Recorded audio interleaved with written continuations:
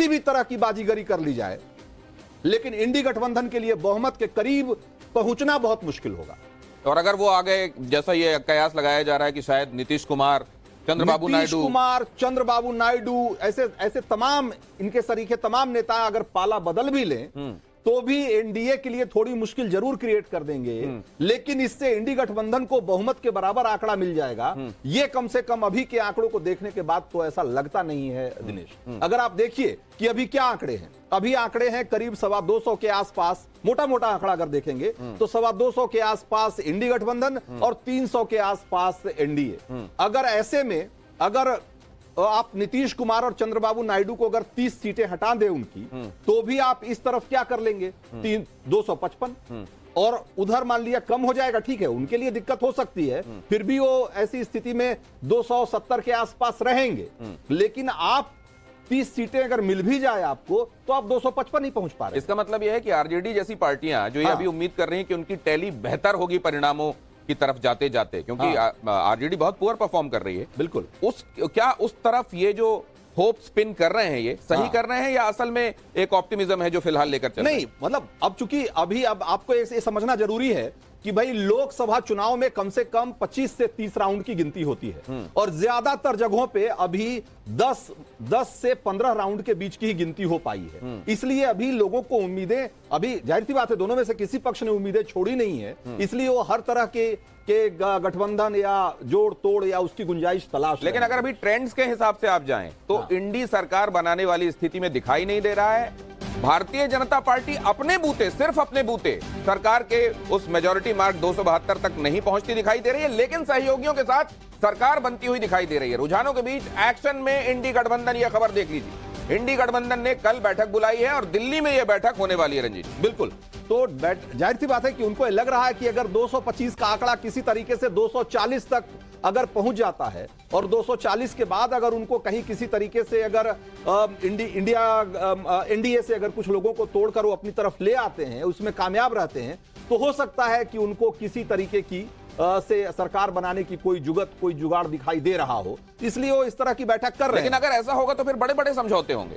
बिल्कुल जाहिर सी बात है। और फिर हम ये क्यों सोचते हैं, ऐसा क्यों सोचती है इंडी गठबंधन कि सिर्फ उन्हीं के पार्टी के दूसरी जो अपोजिशन है, यानी कि मतलब जो सत्ता वो भी तो संपर्क कर रहा होगा, वही फ्रेजाइल है, वही टूट सकते हैं। वही टूटने वाले तो आपके लोग भी हो सकते हैं, क्योंकि आपके बीच में भी कोई बहुत एका रहा है, ऐसी बात तो दिखी नहीं है। ये कुछ एक इंपॉर्टेंट अपडेट्स हैं, मैं बहुत जल्दी से बताता हूं। रुझानों के बीच इंडी गठबंधन पर 5 बड़ी खबरें हैं। शरद पवार ने नीतीश से बात की है, शरद पवार ने नीतीश कुमार को फोन किया, सोर्सेज बता रहे हैं। आरजेडी ने कहा कि कभी हमने नीतीश का विरोध किया ही नहीं, मतलब अपने सुर नरम कर लिए हैं नीतीश कुमार को लेकर।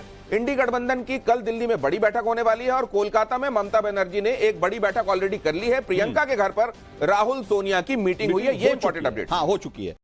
तो ये देखिए, अब इन सब में अभी जो स्थिति है उसमें जितनी भी बैठकें होंगी, जिस तरह के भी कोई कि फला ने फला को फोन किया, सब में सबके साथ जो ना कयासबाजी जुड़ जाएगी। और इसका मतलब कहीं ये तो नहीं है, उसका मतलब कहीं ये तो नहीं है। लेकिन असल में क्या होगा, ये जब आंकड़े सेटल होने लगेंगे, अभी से करीब 2-2.5 घंटे बाद, 3 घंटे बाद, जब करीब 20-25 राउंड की गिनती पूरी हो जाएगी, उसके बाद ही समझ में आएगा कि ऊंट किस करवट बैठ रहा है। लेकिन एक बात, जैसा कि मैंने अभी स्पष्ट तौर पे कहा कि इस देश ने जो मैंडेट दिया है, जो जनादेश दिया है, वो सीधे सीधे एनडीए के पक्ष में है, इसमें कोई दो मत नहीं है। हाँ, बीजेपी के लिए झटका वाली बात जरूर है। बीजेपी को अगर देखें तो यूपी में बहुत बड़ा झटका है, अगर देखा जाए तो पश्चिम बंगाल में बड़ा झटका है, राजस्थान में बड़ा झटका लग रहा है, हरियाणा जैसे स्टेट में बड़ा झटका लग रहा है, उत्तर प्रदेश में बड़ा झटका, हाँ, उत्तर प्रदेश में बहुत बड़ा झटका है। तो कुल मिलाकर के कहा जाए कि बीजेपी के लिए थोड़ी सी बुरी खबर जरूर है, लेकिन अगर एनडीए के तौर पर, अगर गठबंधन के तौर पर देखें तो ये एक तरीके से उनके पक्ष में जनादेश है।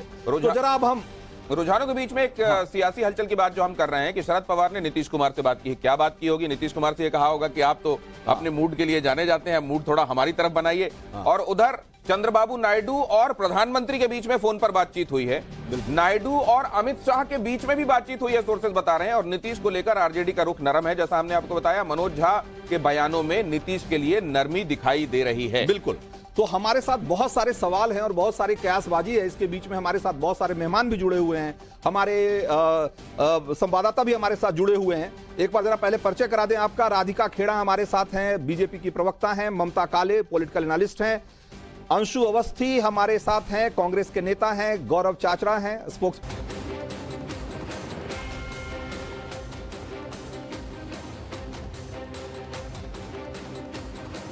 above the halfway mark, so I'm sure we're going to form the government under the able leadership of Prime Minister Narendra Modi ji. Anurag Thakur ji, what could be the reason for this rise in the votes and seats of the India Alliance vis-a-vis the NDA? What do you think worked for them and what do you think didn't work for you?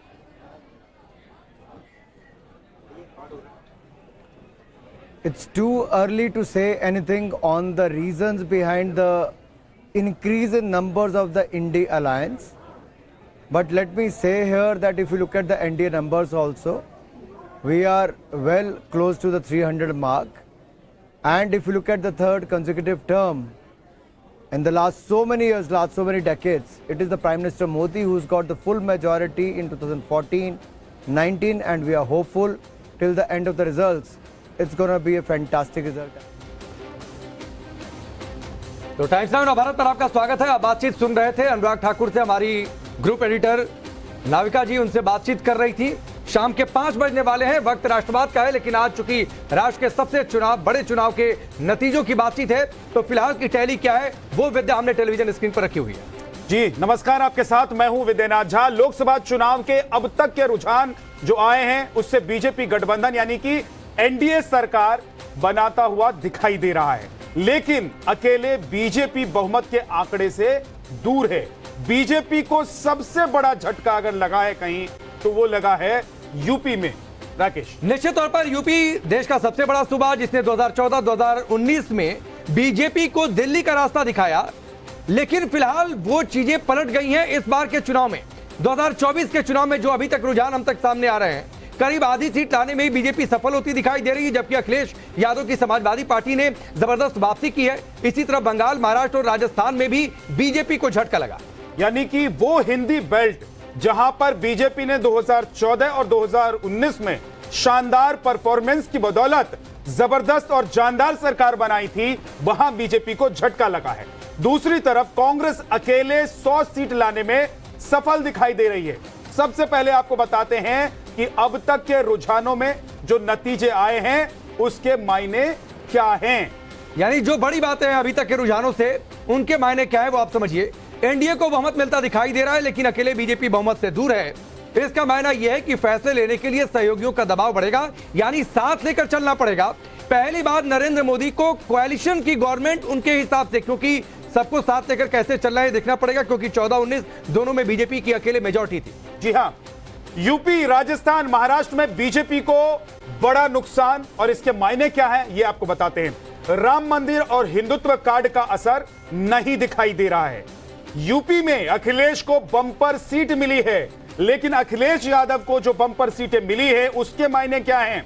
Akhilesh का PDA formula क्या काम कर गया है? निश्चित तौर पर, क्योंकि बार बार इसके नारे दिए गए थे। बंगाल में ममता का किला बरकरार, बीजेपी को जो पिछली बार 19 सीटें मिली थी उतनी भी नहीं इस बार दिख रही हैं। तो क्या इसका मायना यह है कि सीएए का दांव बीजेपी को उल्टा पड़ गया, क्योंकि बार बार ममता बनर्जी ने अपनी रैलियों से सीएए का जिक्र किया है। इसके साथ ही एक और बड़ी बात है कि 200 के पार इंडी गठबंधन की सीटें जाती हुई दिख रही हैं। फिलहाल आपकी टैली पर, स्क्रीन पर 232 हैं, यानी ये नतीजे मायने ये हैं कि विपक्ष के लिए आगे की राजनीति में संजीवनी का काम करेंगे। जी, 2019 के मुकाबले कांग्रेस की सीट दोगुनी हो गई। जी, 100 के करीब है इस वक्त। अगर आप देखें रुझान में तो कांग्रेस 100 के करीब है। अब इसके मायने क्या है ये आपको जरा बता देते हैं।